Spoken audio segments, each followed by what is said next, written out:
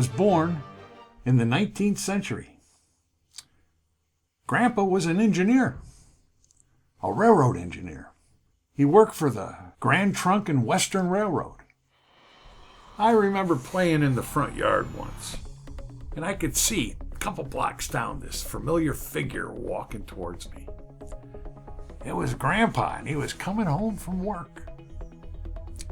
Now, I'd seen Grandpa in a steam engine coming by the house. The tracks were a couple blocks away, coming by the house. And I figured that's where he worked. He worked on the train. He was an engineer, you know. What I should have asked was, where does he keep that badass steam engine when he isn't working?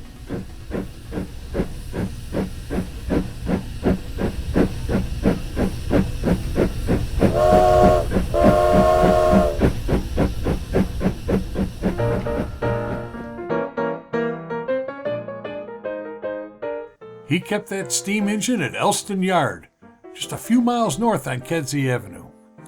In 1914, the city of Chicago zoned a rail yard in the city's Elsdon district, from 49th to 50th Street north to south, and Kedzie Avenue to Central Park Avenue east to west. Additionally, 50th to 55th Street north to south, and St. Louis Avenue to Central Park Avenue east to west.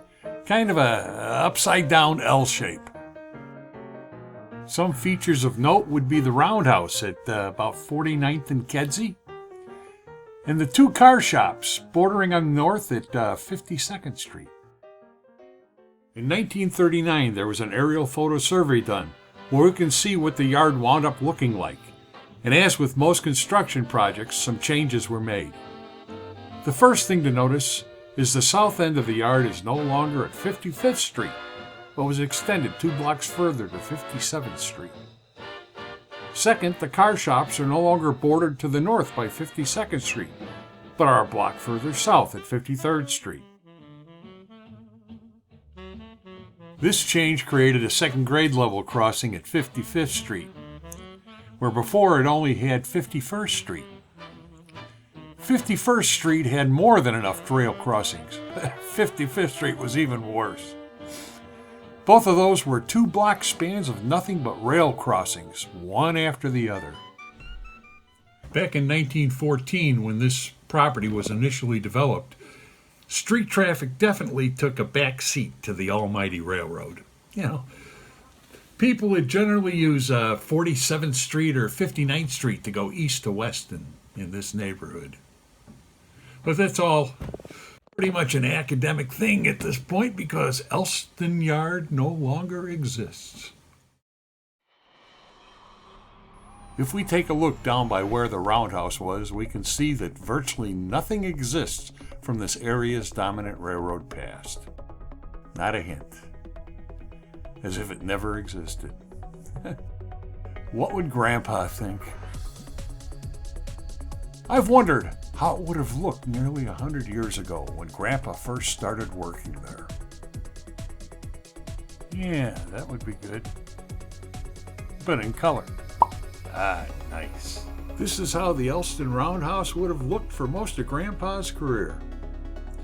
He would have gotten off the Kedzie Avenue trolley right about here to go to work. Sometime in the early 1950s, the cobblestone street and trolley tracks were demolished and replaced by a more modern concrete Kedzie Avenue. But little else would have changed by the time of his retirement in 1960. The 60s and 70s saw some changes, with the windows for the most part being bricked up, probably to better shield from the harsh Chicago winters, and the demise of steam and the rise of diesel electric. From here, the site slowly deteriorated, and as a final insult, sometime around 1979, a slow-speed runaway locomotive burst through the wall, spilling onto Kedzie Avenue. This leaves us with the big blue wall patch. And shortly thereafter, the switchyard was abandoned in 1983. By 1987, nothing was left. Nothing at all. Nearly 70 years of history erased and forgotten. Just like that. Back to the shadows again. Out where an Indian's your friend. Going down.